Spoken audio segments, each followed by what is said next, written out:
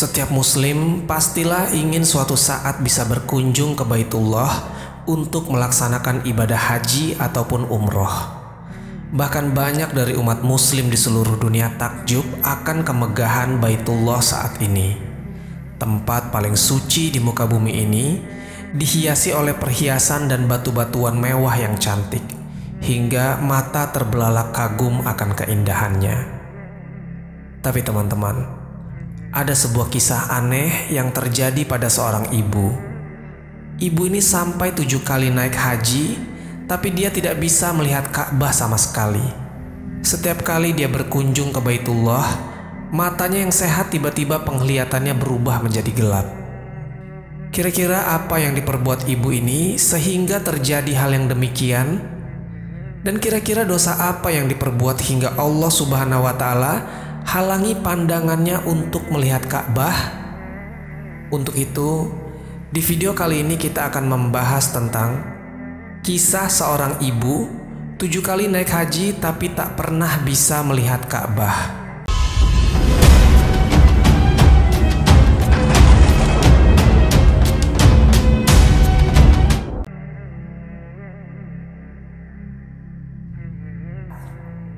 Assalamualaikum warahmatullahi wabarakatuh. Sobat Jazirah Ilmu yang dimuliakan Allah, semoga kita selalu dalam keadaan sehat walafiat. Amin ya Rabbal Alamin. Kisah ini menceritakan tentang seorang ibu yang dulunya bekerja sebagai perawat di sebuah rumah sakit dan sekarang telah berada dalam masa pensiunnya. Ibu ini memiliki anak yang soleh dan selalu berbakti kepada ibunya ini. Kita sebut saja anak ini bernama Hasan. Hasan ini teman-teman orangnya soleh dan selalu memuliakan ibunya ini. Tak jarang ibunya sering mendoakan kesuksesan anaknya ini dalam mencari penghasilan yang layak. Akhirnya berkat kerja keras Hasan dan disertai doa dari ibunya, Hasan pun menjadi orang yang kaya raya. Nah, pada suatu hari, Hasan berkeinginan mengajak ibunya pergi haji. Kemudian Hasan pun menyiapkan segala yang dibutuhkannya, mulai dari akomodasi dan segala hal yang berkepentingan untuk dia dan ibunya melaksanakan ibadah haji ini. Singkat cerita, pada suatu hari di musim haji, maka berangkatlah Hasan dan ibunya ini ke Mekah. Setelah keduanya tengah bertawaf, Hasan berkata pada ibunya, "Ibu, lihatlah Ka'bah itu, sungguh indah bukan?" Ibunya pun diam saja, tak menjawab perkataan anaknya ini. Hasan melihat ibunya sering mengusap-usap kedua matanya dan wajahnya. Terlihat ibundanya ini menyipitkan matanya dan berusaha untuk melihat Ka'bah. Yang ada di pikiran Hasan ketika itu, mungkin ibunya ini matanya tidak jelas melihat Ka'bah karena mereka berdua berada agak jauh dari Ka'bah. Kemudian Hasan membawa ibunya agak masuk ke bagian dalam di tengah kerumunan orang-orang yang sedang bertawaf supaya ibunya ini bisa jelas melihat keindahan Ka'bah. Setelah mereka berdua berada di jarak yang agak dekat, Hasan berkata lagi kepada ibunya, "Lihat Bu, indah sekali rupa Ka'bah ini." Ibunya pun tetap diam saja dan malahan dia terus mengusap-usap kedua matanya. Padahal Hasan tahu tak ada masalah kesehatan pada kedua mata ibunya ini.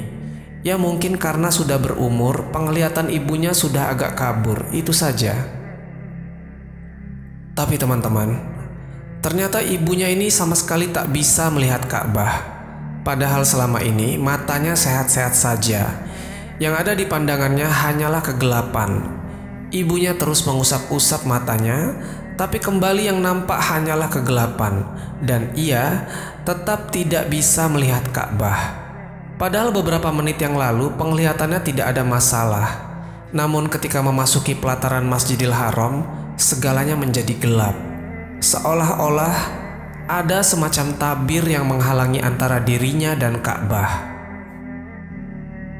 Teman-temanku seiman, lantas ketika itu ibu ini bilang ke anaknya bahwa matanya tiba-tiba menjadi gelap. Hasan pun terkejut dan keheranan atas kejadian ini. Hasan langsung bersimpuh kepada Allah Subhanahu wa Ta'ala, meminta ampunan karena hatinya begitu sedih mengetahui ibunya tak nampak di depan matanya Ka'bah.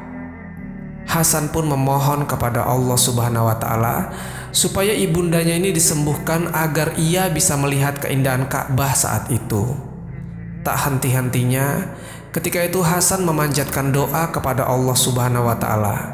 Tapi apa daya, selama melaksanakan ibadah haji, ibunya sama sekali tak bisa melihat Ka'bah. Dan anehnya, setelah berjalan menjauhi Masjidil Haram, mata ibunya kembali normal seketika. Namun ketika masuk lagi ke Masjidil Haram, kedua matanya kembali gelap tak bisa melihat. Sobat Jazirah Ilmu yang dimuliakan Allah, akhirnya selesailah mereka berdua melaksanakan ibadah haji dan pulang ke negara asalnya. Hasan berkeinginan tahun depan dia mau mengajak ibundanya lagi ke Mekah. Dan Hasan berpikir, mungkin nasib baik belum berpihak kepadanya di tahun ini. Dan singkat cerita, setahun kemudian Hasan dan ibunya berangkat lagi ke Mekah. Tapi teman-teman, ternyata sama saja. Ketika itu ibunya tetap tidak bisa melihat Ka'bah, sama seperti tahun lalu. Matanya tiba-tiba menjadi gelap dan tak nampak Ka'bah padahal sudah saling berhadap-hadapan. Akan tetapi Hasan tidak berputus asa. Di tahun berikutnya Hasan membawa kembali ibunya ke Tanah Suci untuk melaksanakan ibadah haji. Namun anehnya, ibunya tetap saja tidak bisa melihat Ka'bah. Setiap berada di Masjidil Haram, yang nampak di matanya hanyalah kegelapan saja. Begitulah peristiwa keganjilan yang terjadi yang menimpa pada ibunya si Hasan ini, sehingga keanehan ini terjadi sampai 7 kali. Teman-temanku seiman, Hasan tak habis pikir. Ia tak mengerti apa yang terjadi pada ibunya ini, hingga tak bisa sama sekali melihat Ka'bah. Padahal setiap berada jauh dari Ka'bah, penglihatannya selalu normal.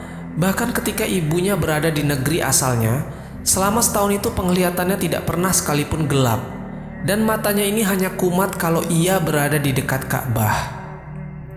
Hasan pun pernah membawa ibunya ini ke dokter, tapi dokter bilang bahwasanya matanya sehat-sehat saja. Dan dokter pun tak mengerti kenapa bisa terjadi hal yang demikian. Akhirnya, Hasan pun mulai berpikir, dosa apa kira-kira yang pernah dilakukan ibunya ini hingga terjadi hal seperti ini. Ketika itu, segala pertanyaan berkecamuk di dalam pikirannya. Dan pada akhirnya, Hasan pun memutuskan untuk mencari seorang alim ulama. Siapa tahu akan ada jalan keluar dari permasalahan ini. Sobat Jazirah Ilmu yang dimuliakan Allah, singkat cerita ada seorang alim ulama terkenal akan kesolehan dan kealimannya. Nah, alim ulama ini tinggal di negara Abu Dhabi. Dan tak butuh waktu lama, ketika itu Hasan langsung pergi ke negara Abu Dhabi itu sendirian untuk bertemu dengan seorang alim ulama terkenal itu. Ketika Hasan telah berjumpa dengan sang alim ulama, Hasan mulai menceritakan permasalahan ibundanya itu kepadanya. Sang alim pun sempat bingung. Beliau bilang mungkin ada masalah masa lalu padanya. Kemudian sang alim menyuruh Hasan ketika ia sudah pulang ke negaranya, ibunya disuruh menelpon sang alim ini. Maka setelah Hasan pulang dari Abu Dhabi ke tanah kelahirannya, ia langsung meminta ibunya untuk menelpon sang alim tersebut. Akhirnya, keesokan harinya ibunya menelpon sang alim ulama. Lalu di dalam teleponnya ini ibunya bercerita panjang lebar tentang ia sudah 7 kali ke Mekah, tapi tak bisa melihat Ka'bah sama sekali. Sang alim ulama pun menyuruh ibu ini untuk mengintrospeksi diri. Ibunya disuruh mengingat kembali akan kejadian atau peristiwa yang terjadi di masa lalu, sehingga ia tidak mendapat rahmat Allah Subhanahu wa Ta'ala untuk melihat Ka'bah. Kemudian sang alim ulama ini meminta kepada ibu ini supaya bersikap terbuka dan mengatakan dengan jujur apa yang telah terjadi pada masa lalu. Sang alim ini berkata, "Ibu harus berterus terang kepadaku, karena masalah ini bukan masalah yang kecil." Ibunya Hasan terdiam sejenak. Kemudian ia meminta waktu untuk mengingat kembali apa yang pernah terjadi dulu. Lalu ibunya menutup telepon itu. Teman-temanku seiman, selama 2 minggu ibunya Hasan mengingat-ingat kira-kira dosa atau kesalahan apa yang pernah dia perbuat dahulu. Akhirnya setelah ia tahu, ia pun menelpon kembali sang ulama. Ibu ini berkata di dalam teleponnya, "Wahai Syekh, waktu aku masih muda, aku bekerja sebagai perawat di sebuah rumah sakit." Kemudian ulama itu berkata, "Oh bagus, pekerjaan perawat adalah pekerjaan yang mulia di sisi Allah Subhanahu wa Ta'ala." Lalu ibunya Hasan melanjutkan bercerita dengan terus terang, "Akan tetapi Syekh, ketika itu aku mencari uang sebanyak-banyaknya dengan berbagai cara. Tidak peduli apakah caranya haram ataupun halal." Sang ulama terperangah mendengarnya. Tak disangka-sangka ibunya berkata hal yang demikian. Lalu sang alim ulama ini berkata, "Lalu cara seperti apa yang engkau lakukan saat itu untuk menghasilkan uang yang banyak?" Lalu ibunya Hasan berkata, "Ketika dahulu aku masih menjadi perawat, di sana aku seringkali menukar bayi di rumah sakit. Karena ketika itu Syekh, tidak semua ibu senang dengan bayi yang telah dilahirkan. Kalau ada yang menginginkan anak laki-laki, padahal bayinya yang dilahirkan itu adalah perempuan, dengan imbalan berupa uang, maka aku tukar bayi-bayi itu sesuai dengan keinginan mereka." Mendengar hal ini, sang alim ulama sangat terkejut sampai beristighfar. Sebab betapa teganya ibu ini menyakiti hati para ibu yang diberi amanah oleh Allah Subhanahu wa Ta'ala untuk melahirkan anak. Bayangkan saja teman-teman, betapa banyak keluarga yang telah dirusak ibu ini, sehingga anak-anak ini tidak jelas nasabnya. Sang alim ini berpikir, apakah ibunya Hasan ini tidak tahu? Dalam Islam menjaga nasab atau keturunan sangatlah penting. Jika seorang bayi ditukar, tentu nasabnya jadi tidak jelas. Padahal nasab ini sangat penting dalam pernikahan, terutama dalam masalah mahram dan muhrim, yaitu orang-orang yang tidak boleh dinikahi. Apalagi di dalam pernikahan sangat disarankan seorang anak perempuan yang menikahkan seharusnya adalah ayah kandungnya. Nah, kalau kejadiannya seperti ini, nasab anak-anak ini menjadi acak-acakan. Lalu ibunya Hasan berkata lagi, "Cuma itu Syekh yang aku lakukan." Mendengar perkataan ini, rupanya sang alim ulama ini menjadi agak marah. Sang alim berkata, "Cuma itu? Astaghfirullah. Tahukah Anda bahwa perbuatan yang Anda lakukan itu adalah dosa yang luar biasa? Betapa banyak keluarga yang Anda hancurkan. Lalu selain ini apalagi yang Anda lakukan?" Kemudian ibunya Hasan kembali bercerita, "Di rumah sakit yang sama, aku juga bertugas untuk memandikan jenazah." Sang alim ulama berkata, "Oh bagus, itu juga pekerjaan yang mulia. Lalu apa lagi?" Ibunya Hasan berkata, "Akan tetapi ketika itu aku bekerja sama dengan tukang sihir. Setiap aku bermaksud menyengsarakan orang, baik membuatnya mati atau sakit, segala perkakas dan alat-alat sihir itu sesuai dengan syaratnya harus dikubur di dalam tanah. Akan tetapi aku tidak melakukannya. Aku masukkan benda-benda sihir itu ke dalam mulut jenazah yang kumandikan, supaya benda-benda sihir tersebut terkubur bersama jenazah itu."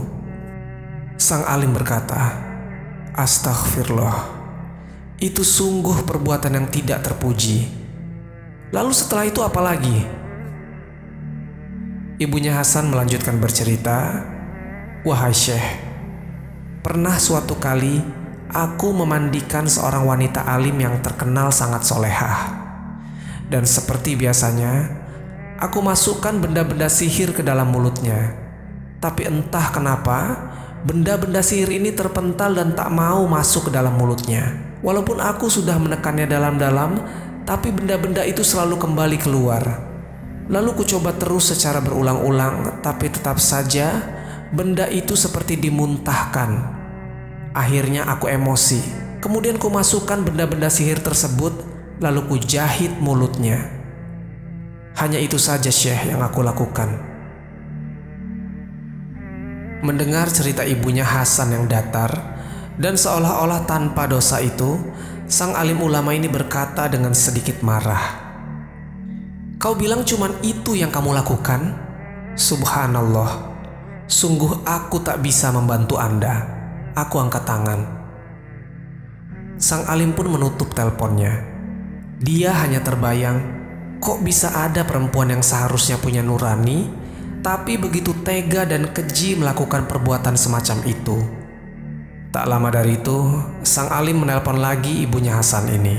Dia berkata, "Wahai ibu, Anda harus memohon ampun kepada Allah Subhanahu wa Ta'ala dan bertaubat dengan sebenar-benarnya taubat, karena hanya Dialah yang bisa mengampuni dosa-dosamu."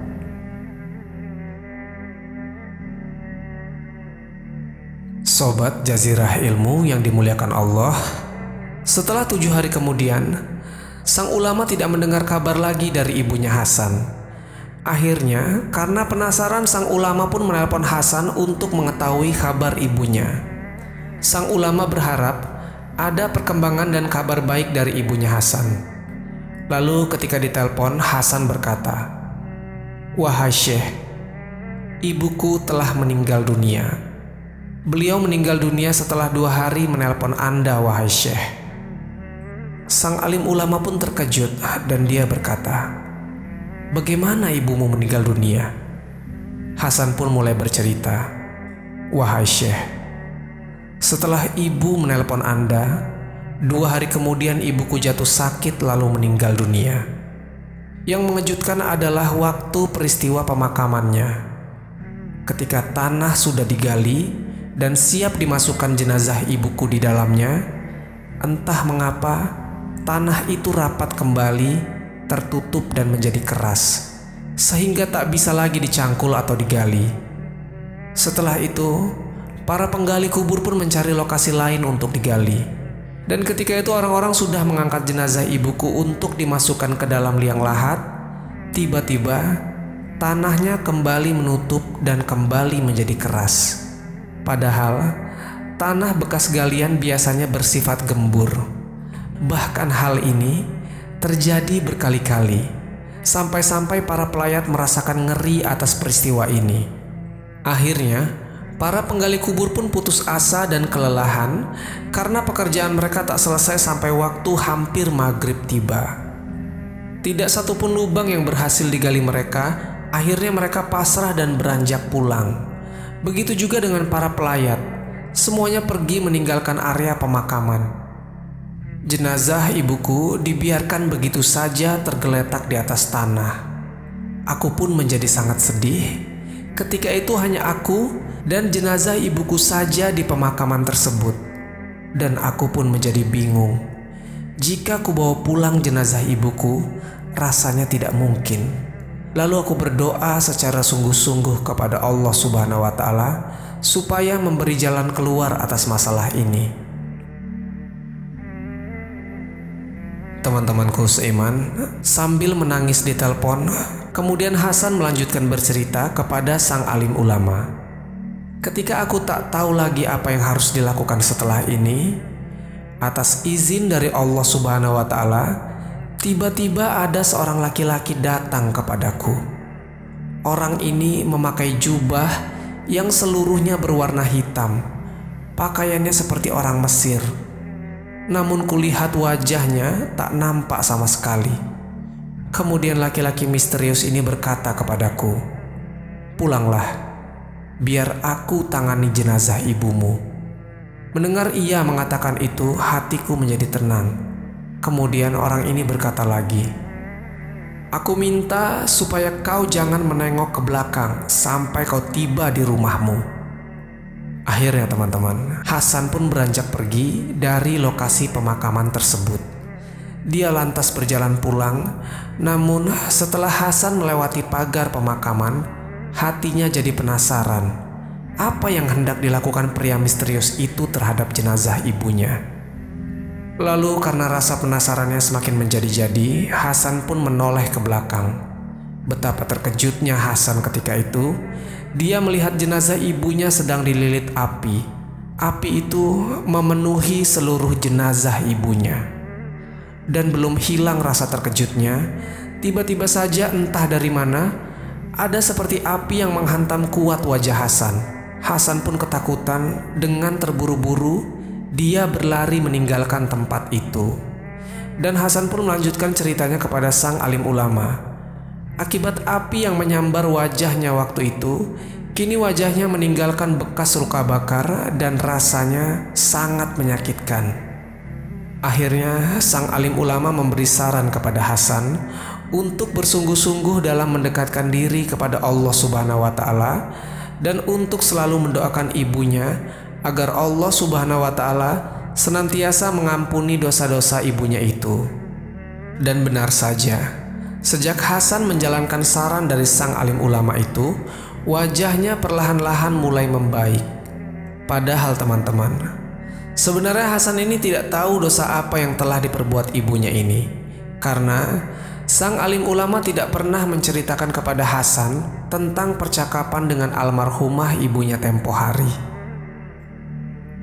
Kisah penuh hikmah ini benar-benar banyak memberikan pelajaran untuk kita.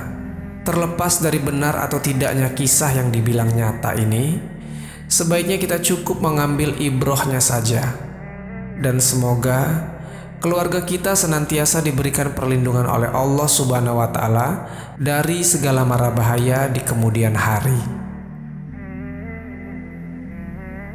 Wallahu a'lam bishawab. Jadi itulah kisah tentang 7 kali naik haji tapi tak bisa melihat Ka'bah. Semoga kisah ini bermanfaat. Lebih dan kurangnya mohon dimaafkan. Yang benar datangnya dari Allah Subhanahu wa Ta'ala. Khilaf ataupun keliru itu datangnya dari saya pribadi sebagai manusia biasa. Sampai ketemu di kisah-kisah seru yang penuh makna selanjutnya. Saya akhiri. Wassalamualaikum warahmatullahi wabarakatuh.